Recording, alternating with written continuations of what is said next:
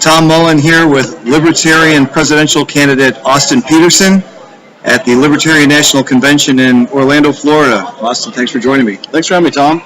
Now, you've got an opportunity here with Donald Trump and Hillary Clinton running the highest unfavorability ratings in recent history. A lot of light on the Libertarian Party. You'd be the youngest nominee ever. Why should you be the Libertarian nominee this year? Well, I think that I represent a broad swath of American voters. I think that I can bring in not just Libertarian voters, but I think I can bring in conservative voters, and I think I can bring in social democratic voters, because I embody those principles of economic freedom and personal liberty.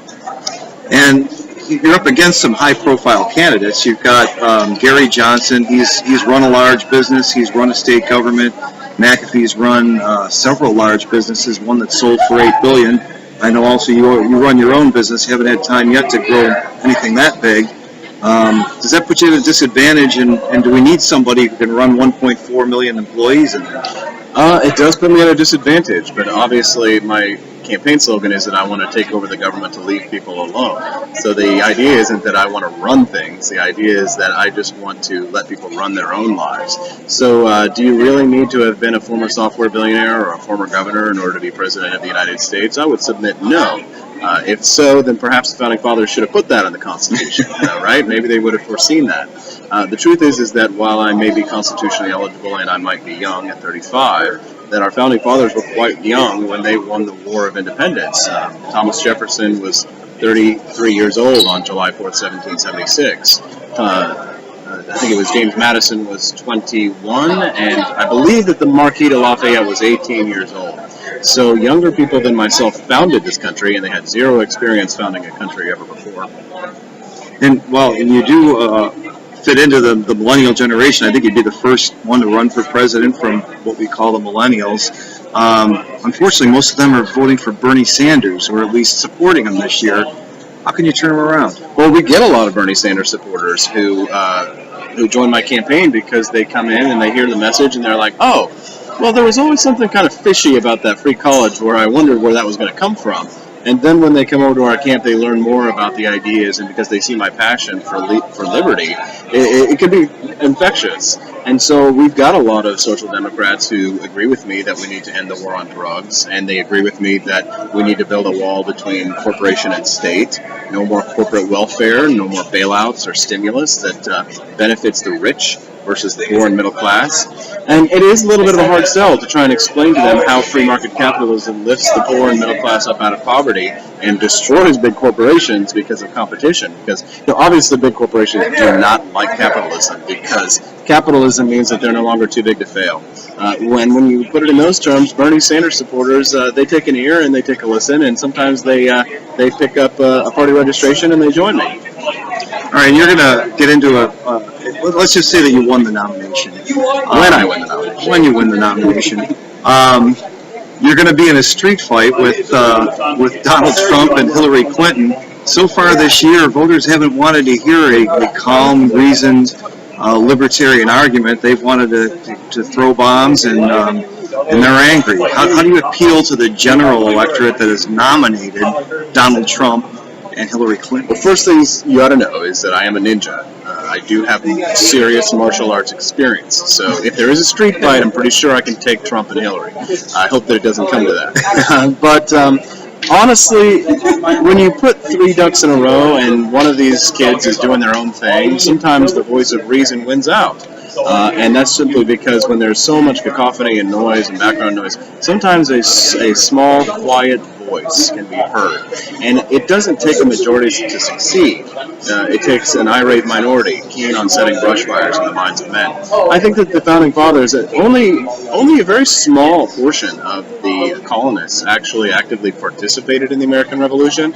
I think a third of them were actively opposed to it, and around a third of them just didn't care. It sounds a lot like America today. So honestly, if you apply the same principles, revolutionary principles of independence and liberty, then we could have liberty in America again if we are willing to do the hard work. Because, Thomas Edison once said that too often opportunity is missed because it comes dressed in overalls and looks like hard work. If we work harder than our opponents, we can win great victories. And okay, so you're in the White House. You've got 1.4 million employees, most of which you're not going to appoint. Are there administration after administration kind of doing the same thing? You're a libertarian. You respect the limits on your power of the Constitution. How much play do you have on domestic policy? I mean, how much can you do as president, and what do you just have to work on Congress to do? Well, there really isn't a whole lot you can do unilaterally. There are some things that you can do. One thing that you can do is, as President of the United States, I could tell the head of the DEA to set the federal drug schedule of all drugs to 0. This would effectively end the war on drugs, and I could do that on day one. Now, this means that the states would set their own regulatory policies, so there is some danger. Texas might execute you for looking at a joint, and California might make it mandatory to wake and bake. So there are some problems inherent in federalism, and we'd have to suss those out. Now, one thing that you would not have to go to Congress for, you'd have absolute unilateral authority to do, is you could order all our troops home from Germany, Japan, and Korea. Maybe not in a day, but you could order your Joint Chiefs to give you a plan within 60 days to do it by the end of the year, let's say. How far are you willing to go with something? I'm absolutely willing to consider everything on that platter. The truth is, though, that I would never act in a manner that I think would endanger the national security of the citizens of the United States, because I did take an oath to preserve, protect, and defend the Constitution from all enemies, foreign and domestic. So until I would have access to some of these classified briefings that only the President of the United States has access to, I couldn't make a wise or prudent decision. And because I like to consider every single decision that I make, in order to have wise judgment, I think that's prudent.